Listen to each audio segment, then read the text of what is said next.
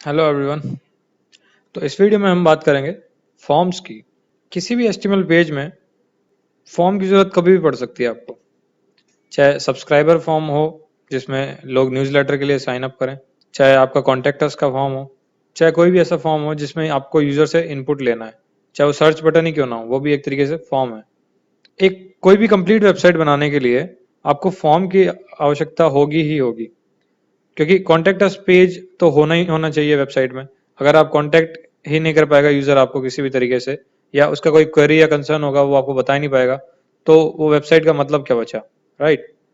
तो फॉर्म्स बहुत important element है। एंड फॉर्म्स को टफ इसलिए मानते हैं क्योंकि फ्रंट एंड पर फॉर्म बनाना तो बहुत आसान है, लेकिन जब वो फॉर्म सबमिट हो जाता है, सबमिट होने के बाद उस डेटा का क्या करना है, किस तरीके से उसको प्रोसेस करना है, किस तरीके से सेव करना है, और किस तरीके से चेक करना है कि ये डेटा उसी टाइप का डेटा है जो हमने एक्सेप्ट किया था, या फिर कोई यूजर हमारे डेटाबेस के साथ एक्स्ट्रा या यूजलेस इंफॉर्मेशन या फिर उसको हैक करने की कोशिश कर रहा है या नहीं कर रहा। तो जो डेटा सिक्योरिटी जो है, अगर आपको अपनी वेबसाइट सिक्योर रखनी है तो मेक श्योर कि फॉर्म्स जितने भी हों आपकी वेबसाइट के, वो सभी के सभी बैकएंड पर बहुत अच्छे तरीके से बनाए गए हों। क्योंकि फॉर्म एक ऐसी जगह है जहां पर यूजर इनपुट करेगा कुछ भी, एंड उस कुछ भी को आपको वैलिडेट करना है बैकएंड पर, सो दैट कुछ भी ऐसा डिटेल ना स्टोर हो जो आप नहीं चाहते हैं, या फिर कुछ भी ऐसी कमांड वो ट्रिगर ना करे आपका कोड जो आप नहीं नहीं होनी चाहिए जो वहां पर। तो स्टार्ट करते हैं सीधा। फॉर्म टैग फॉर्म टैग ऐसे बनता है, एंड कुछ एट्रीब्यूट्स होते हैं फॉर्म टैग के भी। आप आईडी और क्लास को लगा ही सकते हैं क्योंकि वो तो ग्लोबल एट्रीब्यूट्स हैं, हमने बात की थी। तो उसके अलावा जो सबसे इंपॉर्टेंट है वो दो एट्रीब्यूट हैं। एक है मेथड। मेथड का मतलब है कि फॉर्म किस तरीके से अपलोड होगा, जब फॉर्म यूजर सबमिट कर देगा तो जो डेटा है वो किस तरीके से जाएगा। तो इसके दो तरीके होते हैं। गेट जो है वो आपका डिफॉल्ट मेथड है, एंड जो पोस्ट है, पोस्ट एक दूसरा मेथड है जिसके तरीके से आप थोड़ा सा सिक्योरली डेटा को भेज सकते हैं, थोड़ा सा। अब मैं इसको जब सबमिट करके आपको एग्जांपल दिखाऊंगा तो आपको समझ आ जाएगा कि गेट और पोस्ट में डिफरेंस क्या है।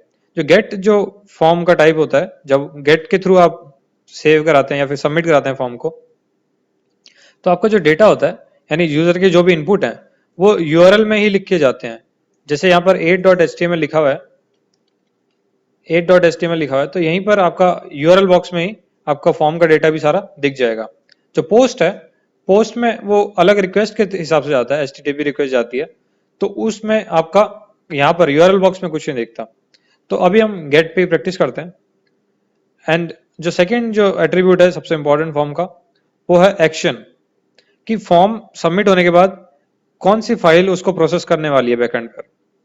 तो आपको एक्शन एट्रीब्यूट में बताना पड़ेगा कि कौन सी फाइल है जो इस फॉर्म का जब सबमिट होने के बाद ये फॉर्म का जो डेटा है वो किस फाइल के पास जाना चाहिए।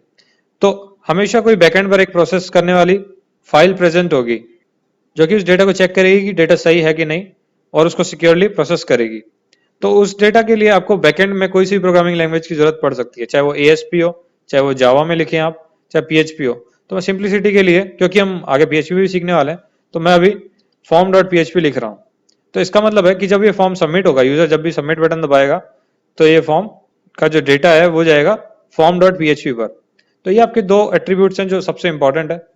एक तीसरा एट्रीब्यूट आता है एनकोडिंग टाइप, कि जब ये फॉर्म फिल होगा तो डेटा किस एनकोडिंग में जाएगा। तो इसके दो टाइप्स हैं, इनफैक्ट तीन टाइप्स है। एक तो जो गेट में, तो देखिए आपके पास जो डिफॉल्ट है वो टेक्स्ट, प्लेन टेक्स्ट में ही जाता है हमेशा, क्योंकि वो यूआरएल में दिखता ही है यूजर को।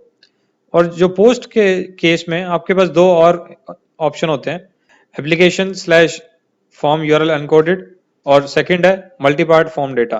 तो जब आप फाइल्स वगैरह अपलोड करवाते हैं यूजर से, तो उसमें आप मल्टी पार्ट फॉर्म डेटा वगैरह यूज करते हैं, एंड अदरवाइज आप form URL encoded.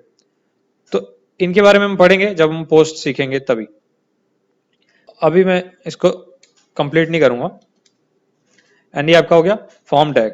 Form tag के अंदर अब आपको अगर डेटा लेना है तो कुछ इनपुट लेना होगा।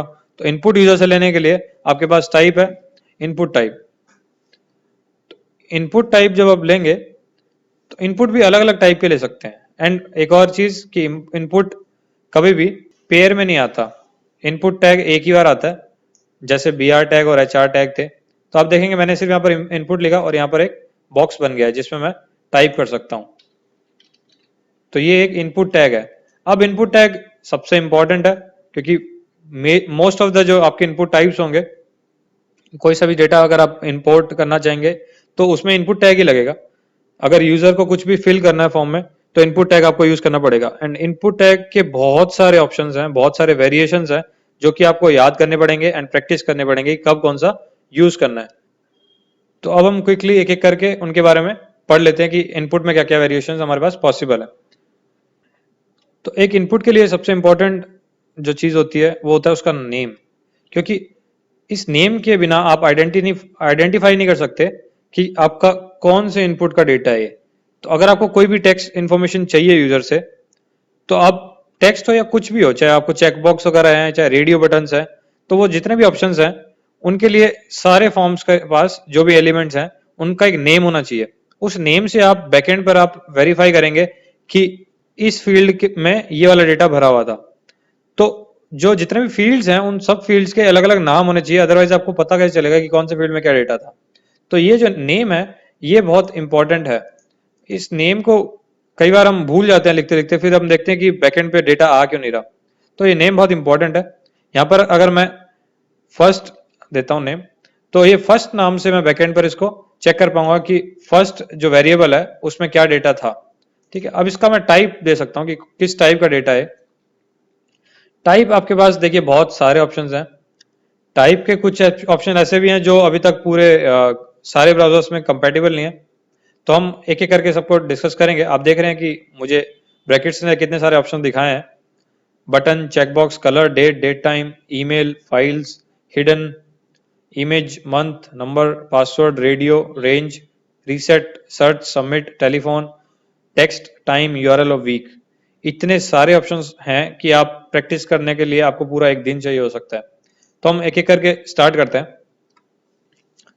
तो सिंप्लिसिटी, सबसे सिंपल जो इनपुट टैग होता है और जो टाइप होता है वो होता है टेक्स्ट, क्योंकि ये डिफॉल्ट है। ठीक है, तो ये आपका एक टेक्स्ट इनपुट लेने के लिए एक इनपुट बन गया है। तो यहां पर आप टेक्स्ट इनपुट डाल सकते हैं कुछ भी। अब सबमिट करने के लिए एक सबमिट बटन होना चाहिए जिसमें आप लिखेंगे कि इसको फॉर्म को सबमिट कर सकते हैं। तो मैं यहाँ पर एक और इनपुट बना रहा हूँ, इसका नाम मैं डाल देता हूँ सबमिट बटन, एंड इसका टाइप में बना देता हूँ सबमिट। तो अब आप देख रहे हैं कि ब्राउजर मुझे एक सबमिट बटन दिखा रहा है, तो जिसको मैं क्लिक करूंगा तो ये फॉर्म सबमिट हो जाएगा इस वाली फाइल पर जो कि अभी एग्जिस्ट नहीं करती। तो अब हम देखते हैं कि सबमिट बटन क्लिक करते ही क्या होता है। मैंने जैसे ही क्लिक किया तो आंसर आया कि can not gate form dot php, और उसमें डेटा गया था ये। इसका मतलब आप समझ रहे हैं कि फर्स्ट जो था वो ये मेरा एक इनपुट वेरिएबल था, एंड उसके अंदर जो डेटा था वो ये गया है, एंड ये एंड लगा हुआ है एम्परसेंड के साथ, और उसके बाद एसबीटी नाम का एक डेटा था, एसबीटी नाम का एक फील्ड था जिसका वैल्यू था सबमिट। तो अब हम थोड़ा बहुत समझ गए होंगे कि किस तरीके से डेटा जाता है, क्योंकि आपने यहां पर भी देखा कि जो यूआरएल है वो अब चेंज हो गया है, एंड अब वो यूआरएल हो गया form dot php question mark first, और फर्स्ट के सामने इक्वल टू के बाद उसकी वैल्यू लिखी हुई है जो हमने सबमिट करी थी, एंड देन एसबीटी सबमिट लिखा हुआ है। अब हम फिर से ट्राई करते हैं क्योंकि इसमें बहुत बार हमें ट्राई करना पड़ेगा। अब की बार मैं थोड़ा सा चेंज कर देता हूँ। अब की बार डेटा में मैं नाम डालूंगा, मैंने डाला हर्ष, एंड अब मैं करता हूँ सबमिट। तो अब जैसे मैंने सबमिट किया तो अब फर्स्ट में जो वैल्यू जा रही है वो जा रही है हर्ष, एंड नेक्स्ट जो वैल्यू थी एसबीटी उसमें आ रही है सबमिट। मैं इसकी अगर वैल्यू सबमिट की जगह चेंज कर दूं तो मैं यहां पर लिख सकता हूं वैल्यू फिल डेटा प्लीज। मैंने सेव किया, मैंने बैक किया, एंड मैंने रिलोड किया। तो अब आप देख रहे हैं कि सबमिट की जगह वो डेटा लिखा हुआ आ गया जो मैंने वैल्यू के अंदर लिखा था।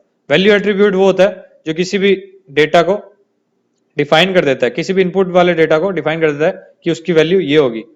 तो अगर मैं ये इनपुट टाइप जो है फर्स्ट वाला, उसमें भी मैं अगर वैल्यू एट्रीब्यूट लगा दूं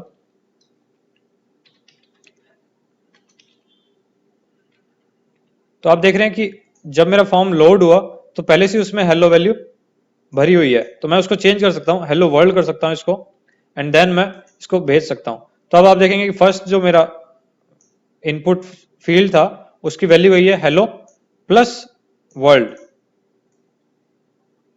तो प्लस जो था वो हमने तो डाला नहीं था, स्पेस को प्लस कन्वर्ट कर दिया गया क्योंकि एक गेट में डेटा एनकोड होके गया है यूआरएल में। ठीक है, अब मूविंग ऑन, इनपुट के हम और कुछ ऑप्शंस देखते हैं कि हम और क्या क्या एट्रीब्यूट्स यूज कर सकते हैं। तो अगर मैं इसमें मैक्स लेंथ डाल दूं कि इसका जो जो भी मेरा इनपुट है उसकी मैक्स जो लेंथ है, यानी कितने डिजिट्स या कितने कैरेक्टर्स की उसकी इनपुट हो सकती है, तो मैं अगर इसमें यहाँ पर 8 डाल देता हूँ एंड उसको रीलोड करता हूँ, तो आप देखेंगे कि मैं हेलो के आगे स्पेस लगा के वर्ल्ड पूरा लिख ही नहीं सकता, मैं WO पर ही रुक गया। मैं टाइप करने की कोशिश कर रहा हूँ बट मैं नहीं कर सकता क्योंकि यहाँ पर मैक्स लेंथ मैंने 8 लिखा हुआ है। तो ये मेरा लिमिट हो गया कि अब मैं इससे आगे ऊपर नहीं लिख सकता। अगर मैं इसको यहाँ पे बढ़ा देता हूँ, मैं इसको 9 कर देता हूँ, तो मैं यहाँ पर एक कैरेक्टर और लिख सकता हूँ, बट मैं उसके आगे नहीं लिख पा रहा। ऑनेस्टली मैं ट्राई कर रहा हूँ, मैं नहीं लिख पा रहा। तो ये यहाँ पर 9 पर लिमिट हो गया है।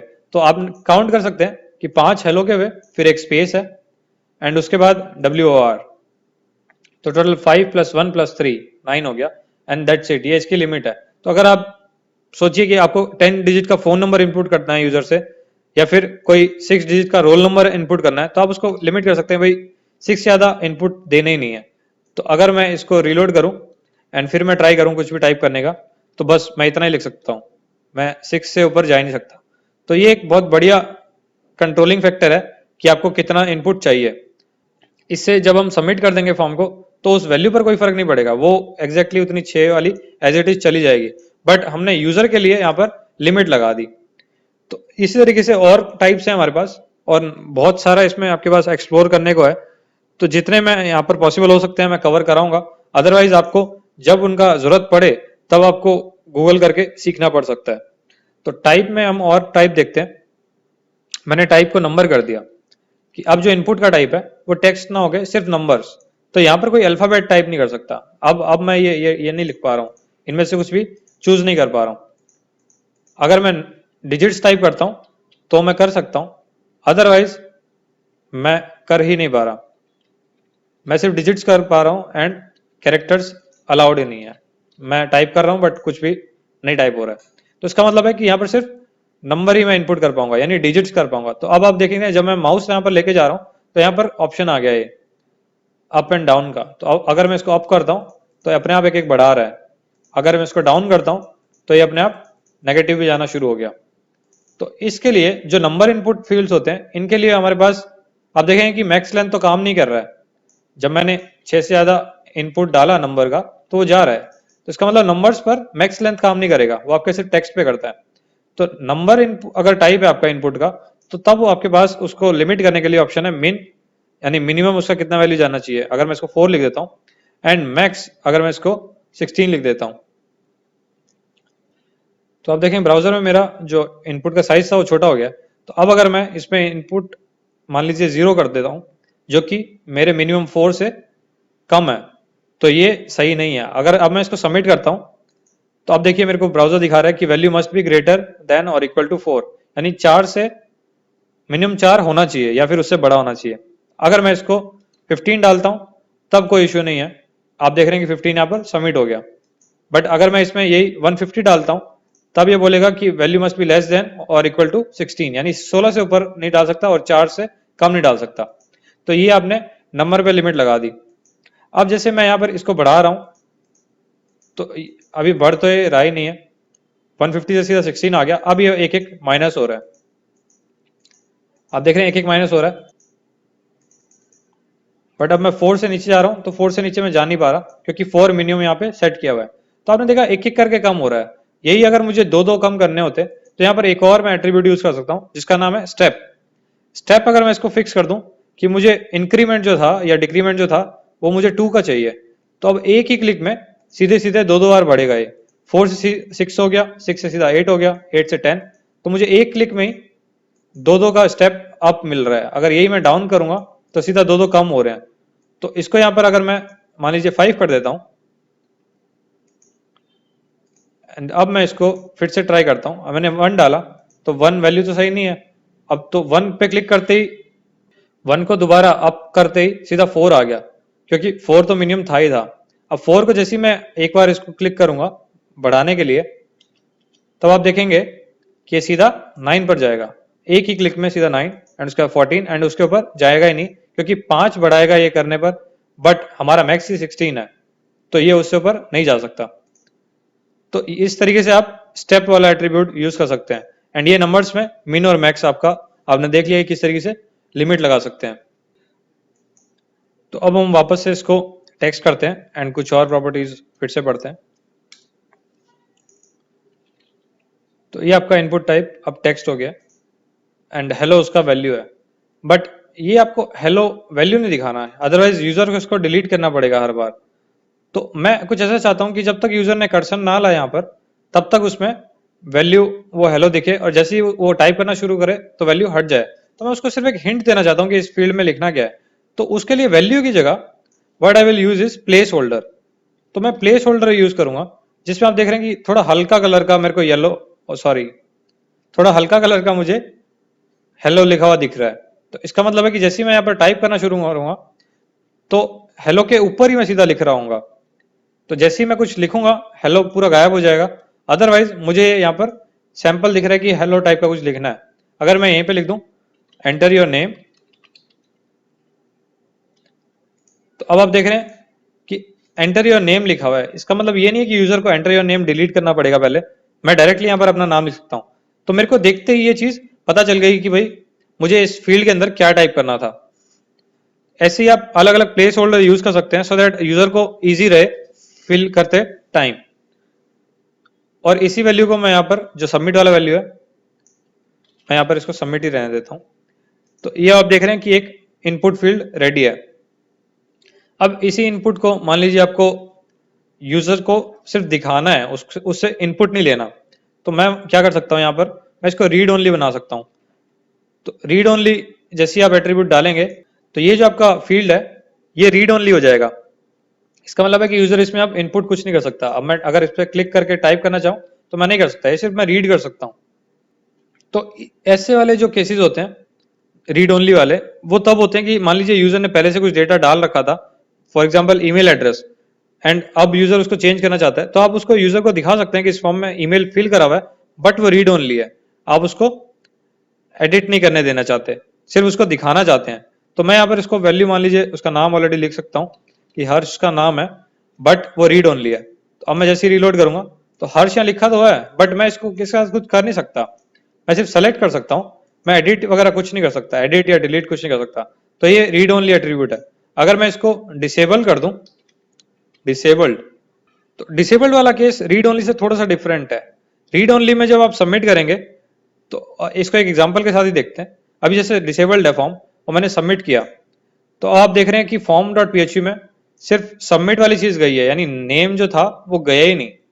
तो इसका मतलब है जब डिसेबल्ड आप लगा देते हैं तो यहाँ पर जो भी नेम हो, जैसे फर्स्ट जो आपका फील्ड था, या फिर मैं इसको नेम फील्ड कर देता हूं, तो आपका जो नेम फील्ड था वो कभी गया ही नहीं।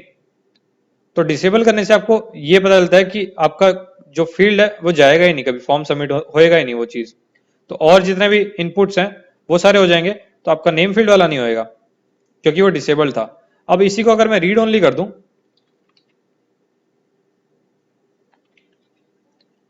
एंड मैं चेंज तो इसको अभी भी नहीं कर पा रहा, बट अगर अब मैं सबमिट करूंगा तो आप देख रहे हैं कि नेम फील्ड गया है एंड उसकी वैल्यू है हर्ष।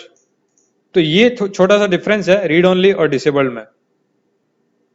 अब कई बार ऐसे केस होते हैं जब आप चाहते हो कि जैसे यूजर फॉर्म को खोले, यानी जैसे वो पेज खुले एंड फॉर्म यूजर को दिखे, तो ऑटोमेटिकली कोई ना कोई फॉर्म फील्ड सेलेक्टेड हो जिसमें यूजर सीधा टाइप करना शुरू कर दे, उसको क्लिक करके और टाइप ना करना पड़े। यानी क्लिक एक उसका यूजर का बचा रहे हैं एंड सीधा हाईलाइट कर रहे हैं उस फॉर्म के फील्ड को।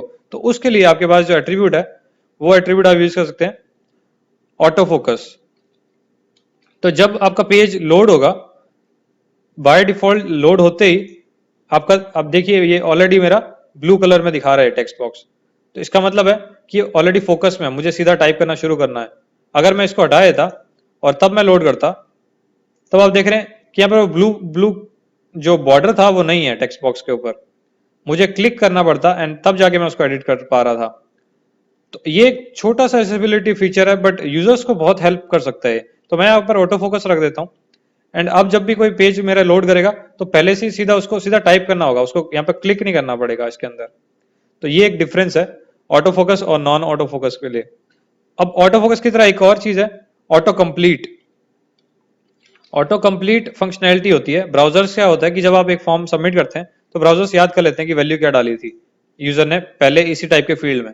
तो अब अगर मैं यहाँ पर क्लिक करूं तो देखिए मेरे पास ये नाम आ रहा है कि भाई हर्ष इसमें पहले ऑप्शन आपने डाला था, और यही अगर मैं नेम फील्ड की जगह फर्स्ट लिख देता हूं क्योंकि ब्राउजर को याद है कि फर्स्ट नाम का जो भी फील्ड था उसमें हर्ष ने क्या क्या डाला था। अब आप देखिए कि फर्स्ट के ये ऑप्शंस हैं क्योंकि ब्राउजर ने सेव कर लिया भाई कि पिछली बार मैंने इसमें जब ऐसा इनपुट था तो मैंने क्या क्या डाला था। तो अब यहाँ पर ऑटो कंप्लीट लिखा हुआ है तो ये मेरे को ऑप्शन दिखा रहा है। तो ये जब आपका जो फीचर है, जैसे मान लीजिए पासवर्ड वगैरह ब्राउजर आपके याद कर लेते हैं एंड नेक्स्ट टाइम जब आप खोलते हैं तो अपने आप ये फिल करके दिखा देता है। तो अगर आप इसको ऑफ करना चाहें तो यहाँ से आप ऑफ कर सकते हैं। अब जो मेरा ब्राउजर है अब मेरे को ऑप्शन नहीं दिखाएगा कि भाई इसमें क्या क्या ऑप्शन थे। अगर मैं कितना भी क्लिक कर लूं मुझे वो लिस्ट नहीं आ रही। तो मेरे को इसको अगर ऑन भी करना है तो मैं ऑन कर सकता हूं, अदरवाइज मैं ऑफ कर सकता हूं। आप देखिए ऑप्शन आ रहे हैं, अदरवाइज ऑफ करने पे मेरे पास कोई ऑप्शन नहीं है। तो ब्राउजर अब याद नहीं करेगा कि भाई इसमें क्या पहले डाला हुआ था या नहीं डाला हुआ था। तो ऑटो कंप्लीट आप ऐसे ऑन ऑफ कर सकते हैं। आप पूरे फॉर्म का ऑटो कंप्लीट भी ऑफ कर सकते हैं। अगर आप यहां पर लिख दें फॉर्म का एट्रीब्यूट में ऑटो कंप्लीट ऑफ, तो अब आपका फॉर्म पूरे फॉर्म में जितने भी इनपुट फील्ड्स होंगे किसी में भी ऑटो कंप्लीट नहीं होएगा। तो ये सब आप कर सकते हैं ऑटो कंप्लीट के साथ। अब एक और इंटरेस्टिंग चीज है, मैं आपको दिखाता हूं कि कैसे इंटरेस्टिंग है। अब मान लीजिए इस जो फॉर्म है आपको फॉर्म वैलिडेट तो करना पड़ेगा बैकएंड पे या कैसे भी। तो आप फॉर्म हर एक फॉर्म को आईडी या क्लास कुछ तो देंगे ही। तो आईडी अगर मैं यहाँ पर इसको फॉर्म 1 दे देता हूँ एंड अब मैं चाहता हूँ कि कोई एक ऐसा इनपुट है जो कि दोनों फॉर्म्स में यूज हो रहा है, मतलब मेरे दो अलग अलग फॉर्म है उन दोनों में यूज हो रहा है वो। अब मैं चाह रहा हूँ कि कोई मेरा इनपुट है जो कि इस फॉर्म के अंदर ना दिख के यूजर को कहीं और दिख रहा है, या फिर हो सकता है उसको दिख भी ना रहा हो, क्योंकि मैं एक इनपुट को हिडन भी कर सकता हूँ। तो ये आपका एक और एट्रीब्यूट ऐड हो गया लिस्ट पे, हिडन। हिडन से आपको यूजर को वो एट्रीब्यूट दिखेगा ही नहीं। तो मैं इसको अभी तो यहाँ से हटा रहा हूँ। अब जो मेरा पर्पस था बताने का कि आईडी जब आपने लगाई है तो अब मैं इस फॉर्म के बाहर, मतलब इस फॉर्म के अंदर चल रहे थे अभी तक तो इनपुट एलिमेंट, बट मैं इस बार एक बाहर यूज कर रहा हूँ। Type is equal to text and जो भी उसकी वैल्यू है एंड इसका जो नेम है वो बहुत जरूरी है। नेम के बिना तो आपको पता ही है इनपुट जाएगा ही नहीं। तो नेम मैं इसका कर रहा हूं आउटसाइड फील्ड। एंड एक और इसमें एट्रीब्यूट है जो मैं आपको बताना चाह रहा हूं, वो है फॉर्म एट्रीब्यूट। तो आप चूज कर सकते हैं कि ये किस फॉर्म के लिए के साथ सबमिट होगा। तो अगर मैं इसमें फॉर्म 1 लिख दूं जो कि इस वाले फॉर्म की आईडी थी, तो जब भी मैं इस फॉर्म को सबमिट करना चाहूंगा तो अपने आप ही इस वाली ये वाली भी जो वैल्यू है हे वाली वो भी आप जाएगी साथ में। तो मैं इसको सेव कर देता हूँ। आप देख रहे हैं कि हे नीचे लिखा हुआ है बट मैं नहीं चाहता कि ये यूजर को दिखे, तो मैंने इसको हिडन कर दिया। अब है तो ये फॉर्म से बाहर, फॉर्म से बाहर जो भी चीज होगी वो जानी नहीं चाहिए, बट क्योंकि मैंने यहाँ पर फॉर्म एट्रीब्यूट में मेंशन कर दिया कि फॉर्म 1 के साथ ये एसोसिएटेड है, तो जब मैं इसमें ये लिखूंगा हेलो एंड जब मैं सबमिट करूंगा तो अब आप देख रहे हैं कि मेरे पास 3 फील्ड गए टोटल। पहला था फर्स्ट, फर्स्ट तो ये जो था नॉर्मल वाला ही था। उसके बाद था सबमिट यानी सबमिट बटन, तो अगर मैं इसको भी हटा देता हूँ तो ये सबमिट हट जाएगा। एंड जो लास्ट वाला था वो आउटसाइड फील्ड भी जा रहा है जो कि यूजर को कभी नहीं दिखा, बट जो डेवलपर है उसने इसका बहुत अच्छे से यूज किया। अब ये जो चीज है ये अलग अलग तरीके से यूज हो सकती है। चाहे आपको फॉर्म में प्रोटेक्शन चाहिए थोड़ी सी, तो उसके लिए आप कुछ सीक्रेट स्ट्रिंग यहाँ पर सेव कर सकते हैं एंड उसको हर फॉर्म के साथ अटैच करके साथ में फिल करवा सकते हैं। तो इस तरीके से अब आप मान लीजिए किसी भी पर्टिकुलर रीजन की वजह से आप इसको इस फॉर्म के अंदर नहीं रख पा रहे हैं, तो इट्स ओके, आप इसको बाहर हमने जैसे रखा था और बाहर हमने उसको यूज भी कर लिया, तो आप ये काम कर सकते हैं फॉर्म एट्रीब्यूट के साथ। ऐसे ही फॉर्म के एनकोडिंग टाइप को चेंज करने के लिए एंड फॉर्म का मेथड चेंज करने के लिए भी आप यहाँ पर एट्रीब्यूट यूज कर सकते हैं। तो उनका जो नाम है वो भी ऐसा ही है जो मैंने एट्रीब्यूट बताए, फॉर्म एक्शन कि भाई इस इनपुट को क्लिक करने पर, सॉरी ये सबमिट के साथ यूज हो सकता है, सिर्फ इनपुट के साथ नहीं। तो अब मैं चाहता हूं कि जो फॉर्म डॉट php था उसकी जगह किसी और पेज पे जाए, तो मैं फॉर्म एक्शन को ही चेंज कर देता हूँ, सबमिट बटन को मैं form 2 डॉट php कर देता हूँ, एंड सेम ऐसे ही एक और सबमिट बटन ऐड कर देता हूँ,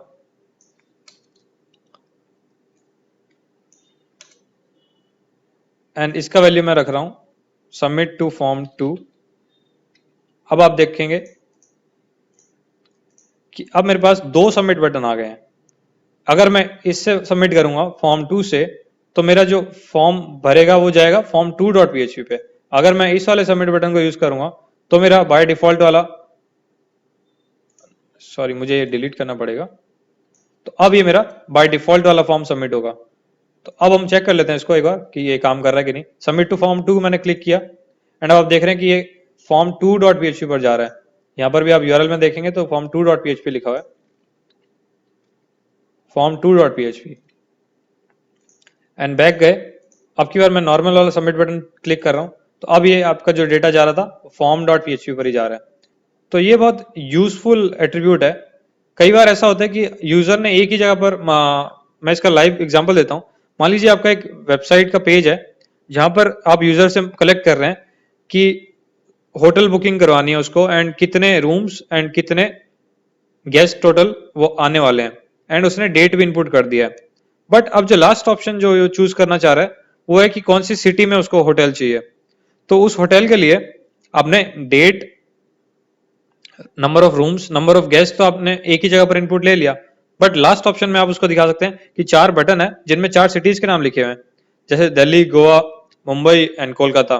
तो उसको इन चारों सिटीज में से किस में रूम बुक कराने हैं या फिर किस सिटी में होटल्स देखनी है। तो एक तरीके से वो चारों अलग अलग सबमिट बटन हैं जो कि अलग अलग पेज पर भेज सकते हैं, एंड देन आपके वो बैकएंड पे वो पेज काम करके अलग अलग उसको रिजल्ट दिखा सकता है अकॉर्डिंग टू सिटी। तो ये एक यूज केस में एग्जांपल बता रहा था कि आप इस तरीके से इसको यूज कर सकते हैं। अदरवाइज जब भी रिक्वायरमेंट हो तो आपको पता होना चाहिए कि भाई ऐसा एक एट्रीब्यूट है मेरे पास जिससे मैं ये काम कर सकता हूं। तो अब हम फॉर्म के थोड़े जो इनपुट पढ़ रहे थे उसके और टाइप्स के बारे में फटाफट डिस्कस करते हैं।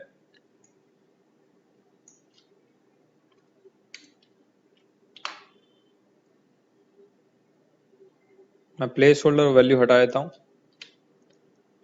एंड मैं इसको रीलोड करता हूं। अब यहां पर हम टाइप चेंज करेंगे। तो टाइप के लिए एक हम बना सकते हैं कि बटन का टाइप है, एंड दैट्स इट, ये बटन बन गया। अब मुझे सिर्फ इसका वैल्यू देना है कि ये सबमिट है। तो आप देख रहे हैं कि एक और बटन आ गया जिसमें सबमिट लिखा हुआ है। तो ये आप, अगर आपको सबमिट बटन बनाना है तो आप टाइप बटन से भी बना सकते हैं। इससे क्या होगा कि अगर टाइप बटन है तो जब भी आप इसको क्लिक करेंगे तो एक इवेंट जनरेट होता है कि क्लिक आपने किया है। तो उस इवेंट को आप जावास्क्रिप्ट से कैच कर सकते हैं, एंड देन आप एक स्क्रिप्ट या कुछ भी फंक्शन अपना चला सकते हैं।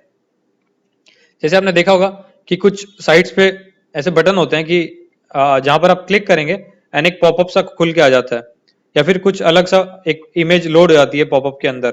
तो ये सारे जो काम है वो क्लिक को लिसन किया आपके उस पेज ने, एंड उस पेज पे जो फंक्शन था उसने वो मॉडल या फिर पॉपअप डिस्प्ले कर दिया। तो ये जो बटन है इससे आप ट्रिगर कर सकते हैं इवेंट्स। तो इस तरीके से आप बटन के टाइप को यूज कर सकते हैं। नेक्स्ट हम चलते हैं ईमेल पर।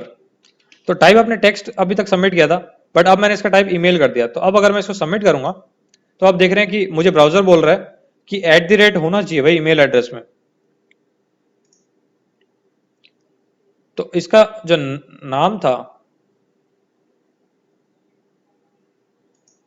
तो इसमें जो मैंने अभी सबमिट भरा है उसमें @ कहीं आ नहीं रहा है, एंड ईमेल एड्रेस के अंदर @ बहुत जरूरी होता है। तो इसको अगर मान लीजिए मैं सबमिट या फिर hi@abcd.com कर देता हूं, तो ये एक वैलिड ईमेल एड्रेस बन गया है। तो ब्राउजर ने उसको चेक कर लिया। अब मैं जैसे सबमिट करूंगा ये सबमिट हो जाएगा। बट अगर मैं इसको ये हटा देता हूं डॉट, तो अब ब्राउजर मुझे बोलेगा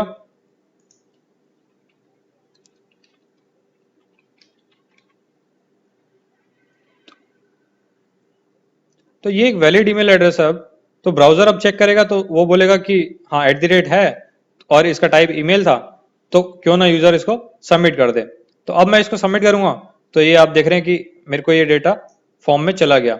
हाय @ को %40 में कन्वर्ट कर दिया गया, ये यूआरएल एनकोडिंग का प्रोसेस होता है जिसमें जो भी स्पेशल कैरेक्टर्स होते हैं उनको हम पर्टिकुलर परसेंटेज के बाद एक कोड में चेंज कर देते हैं सो दैट हमारा इंफॉर्मेशन कहीं लॉस्ट ना हो। ये एक सेफ प्रोसेस है डेटा को प्रिजर्व करके रखने का, यानी बचा के रखने का। तो ये वो आपका ईमेल टाइप। अगर मैं इसमें ऐसे कुछ भी रैंडम डालूंगा एंड देन उसको सबमिट करने की कोशिश करूंगा तो ब्राउजर मुझे रोक देगा। तो ये एक बहुत अच्छा चेकिंग का फीचर है जो आप ब्राउजर के अंदर से यूज कर सकते हैं। अब टाइप ईमेल को आगे बढ़ते हैं। अब की बार हम यूज करते हैं कलर। अब मान लीजिए यूजर से आपको कलर में ही इनपुट लेना है। एग्जाम्पल के तौर पर मान लीजिए आपका एक वेबसाइट है जो जिसमें यूजर अपना टी शर्ट डिजाइन कर सकता है खुद। तो टी शर्ट पर अगर उसको कुछ कोटेशन लिखना है या फिर अपना नाम लिखना है कहीं पर, तो वो कलर उसको चेंज करना चाहेगा एंड कलर चेंज करने के लिए आपको उससे एक इनपुट लेना पड़ेगा। तो इनपुट कलर का अगर आपको इनपुट लेना है तो आप इस तरीके से कलर टाइप यूज कर सकते हैं जिसमें यूजर जैसे उस पर क्लिक करेगा तो ब्राउजर उसको ऑप्शन देगा कि भाई कौन सा कलर इसको चूज कराना है। तो मैं इसमें जितने ऑप्शन है मेरे पास, मैं कोई सा भी कलर चूज कर सकता हूँ। तो ये मैंने ओके किया एंड ये मुझे कलर यहाँ पर दिख गया। अब मैं जैसे इसको सबमिट करूंगा, अब आप देखेंगे कि मेरे पास वैल्यू क्या आई है। मेरे पास वैल्यू आई है ये %23 एंड D7288C। अब जो लास्ट के जो 6 डिजिट हैं ये मेरा हेक्स कोड है। हेक्स कोड क्या होते हैं? हेक्साडेसिमल नोटेशन में आप 6 नंबर्स यूज करते हैं एक कलर को रिप्रेजेंट करने के लिए। तो आपने कुछ जमाने पहले आपको एडवर्टीजमेंट्स में ये सुनाई देता होगा कि इसमें 16.7 मिलियन कलर्स हैं किसी फोन की स्क्रीन में। तो वो 16.7 मिलियन जो नंबर था वो इन्हीं 6 डिजिट से आया था। इन 6 डिजिट का मतलब है कि एक डिजिट में अगर 16 कैरेक्टर्स आ सकते हैं, यानी 0 to 9 जो कि 10 हुए, उसके बाद ABCDEF, तो 10 और 6 16 तो 6 अगर 6 डिजिट है टोटल आपके पास एंड हर एक में 16 आ सकते हैं, तो 16 into 16 into 16 into 16 into 16 into 16। तो इसका जब आप मल्टीप्लीकेशन आप सॉल्व करेंगे तो आपके पास जो वैल्यू आएगा आप देखिए वो क्या आएगा।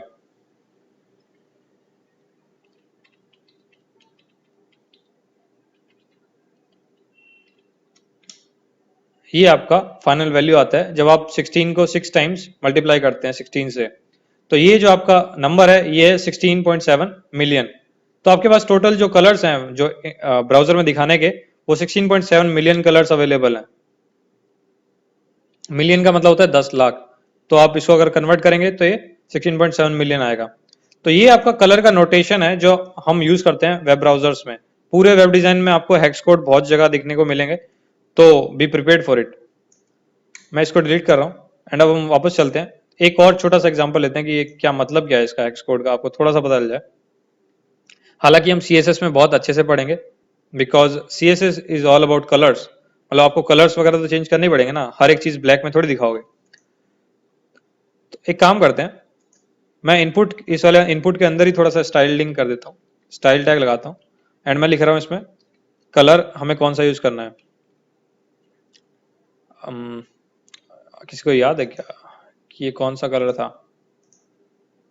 तो मैं इसको सबमिट कर रहा हूँ फिर से एंड ओके किया एंड मैं इसको सबमिट कर रहा हूँ। तो आप देख रहे हैं कि ये कुछ 6 डिजिट आए हैं। तो मैं इसको फिर से यूज कर लेता हूँ। तो ये हो गया हेक्स कोड। हेक्स कोड को आप हमेशा हेक्स जो हैश वाला सिंबल है उससे शुरू करेंगे।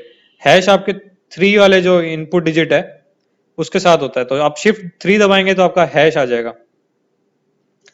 अब मैं इसको बैक करके फिर से रिलोड करता हूँ एंड इस बार इसका टाइप टेक्स्ट कर देता हूँ।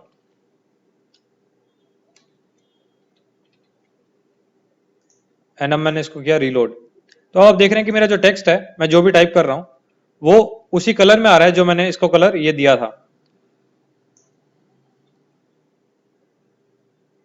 तो ये जो हेक्स एनकोडिंग है इससे आप कलर्स आइडेंटिफाई करेंगे चाहे वो कोई सा भी केस हो। आपके पास 2-3 स्कीम है, हम डिटेल में अच्छे से बात कर लेंगे CSS में फिर से, क्योंकि ये बहुत जरूरी है एंड आपको पता होना चाहिए।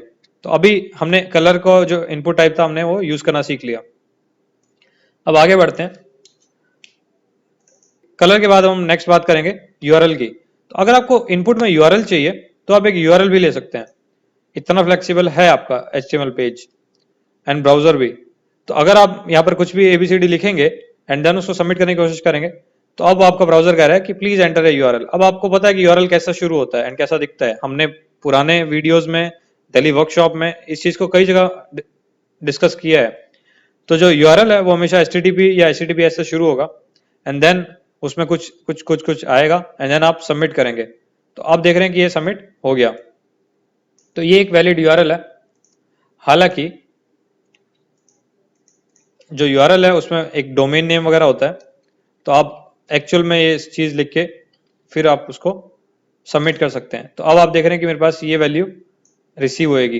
तो ये जो %3a, %2f, %2f है, तो ये यूआरएल एनकोडिंग स्कीम है। आपको अगर यूआरएल एनकोडिंग पढ़नी है तो आप गूगल करें एंड उसको अच्छे से देख लेंगे कैसे कैसे इसको कन्वर्ट करा जाता है एंड आपको डिकोड कैसे करना है। डिकोडिंग के लिए हमारे पास पीएचपी में फंक्शंस हैं जो कि हम यूज करेंगे, तो आपको घबराने की बात नहीं है। बट अगर आपको अभी क्यूरियोसिटी हो रही है एंड अगर आपको अभी पता करना है तो आप पता कर सकते हैं यूआरएल एनकोडिंग। ये थोड़ा सा रेफरेंस है W3 स्कूल्स पे। तो यहाँ पर पूरी लिस्ट दी हुई है कि कौन सा कैरेक्टर का क्या उसका एनकोडिंग बनेगा। तो हम सारा जो काम था UTF-8 में कर रहे हैं, तो हो सकता है कि आपको इसमें विंडोज वाले में थोड़ा चेंज लगेगा।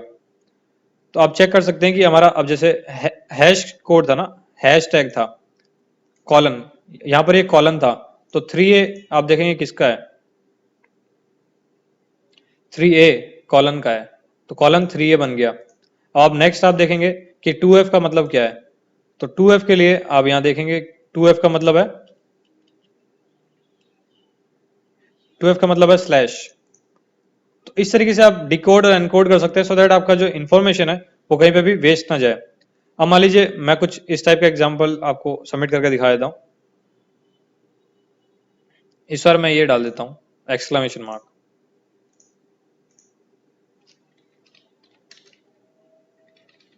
एंड लास्ट में मैंने दिया एक्सक्लेमेशन मार्क, सबमिट किया। तो आप देख रहे हैं कि %21 दिखा रहा है। %21 का मतलब है एक्सक्लेमेशन मार्क। तो ये एक स्कीम है जिससे हम कन्वर्ट और फिर से उसको उस डेटा को रिट्रीव कर सकते हैं एंड एक सेफ तरीका है सारे स्पेशल कैरेक्टर के साथ खेलने का। तो इस तरीके से यूआरएल एनकोडिंग होती है। हम इसको बाद में पीएचपी में बहुत अच्छे से पढ़ेंगे, डोंट वरी। अभी हम आगे बढ़ते हैं। यूआरएल का आपने देखा कि यूआरएल टाइप से हम सिर्फ यूआरएल सबमिट या इनपुट ले सकते हैं यूजर से। अब अगर आपको फाइल इनपुट लेनी है यूजर से तो ये काफी टफ वाला काम होने वाला है। और जैसे ही मैंने फाइल लिखा, अब मुझे ऑप्शन मिल रहा है कि मैं एक फाइल चूज करूं। तो मैं ब्राउजर से चूज कर सकता हूं कि मुझे कौन सी फाइल अपलोड करनी है। तो मैं जाता हूं डेस्कटॉप पर एंड HTML में, इमेजेस में मैं कोई सी भी इमेज ये मैंने चूज कर ली। तो apple.jpg चूज हो गई। अब अगर फिर से क्लिक किया तो banana.jpg चूज कर ली मैंने। मैं इसको सबमिट करूंगा एंड ये डेटा आपने देखा कि banana.jpg चला गया। क्या मुझे ये भेजना था? नहीं, मुझे फाइल का नाम थोड़ी भेजना था, मुझे तो एक्चुअल में फाइल अपलोड करनी थी ना। तो what I do here is, मैं मेथड को करूंगा पोस्ट, क्योंकि गेट से हमेशा यूआरएल यहां पर जा रहा था, यूआरएल के अंदर जा रहा था डेटा। पोस्ट से आप पूरा डेटा भेज सकते हैं एंड इसका इस बार मैं इसका एनकोडिंग टाइप भी चेंज करूंगा। अब मेरी एनकोडिंग टाइप हो गई है मल्टी पार्ट फॉर्म डेटा, क्योंकि मैं इसमें इमेज भी भेजने वाला हूं। तो अब मैं इसको अगर रिलोड करूं एंड मैं फाइल चूज करूं banana.jpg, तो अब मैं इसको जब सबमिट करूंगा तो आपने देखा कि form.php पे तो गया मैं, बट डेटा क्या पोस्ट हुआ वो मुझे पता ही नहीं। तो इसको देखने का तरीका, मतलब यूजर को तो कभी दिखेगा ही नहीं, आपको अगर देखना है तो आप इस तरीके से देख सकते हैं। आप नेटवर्क में जाएंगे, नेटवर्क टैब कंसोल में, आप इस स्क्रीन को लाने के लिए राइट क्लिक करके इंस्पेक्ट एलिमेंट कर सकते हैं। तो आप यहां पर आएंगे, मैंने किया इंस्पेक्ट एंड उसके बाद मैं नेटवर्क टैब पे गया एंड अब मैं फाइल चूज कर रहा हूं mango.jpg। अब मैं कर रहा हूं सबमिट। सबमिट करते ही आप देखेंगे कि यहां पर कुछ फाइल के नाम आए हैं एंड कुछ रिक्वेस्ट आई है। तो स्टेटस 404 यानी नॉट फाउंड था। मैं इस पर क्लिक करूंगा एंड हेडर देखूंगा। तो हेडर्स में मुझे बहुत सारी डिटेल दिख रही है। तो आप देख रहे हैं कि यहाँ पर कंटेंट टाइप है, ये कंटेंट टाइप है मल्टीपार्ट फॉर्म डेटा का एंड मैंने बहुत सारा डेटा इसके अंदर भेजा था।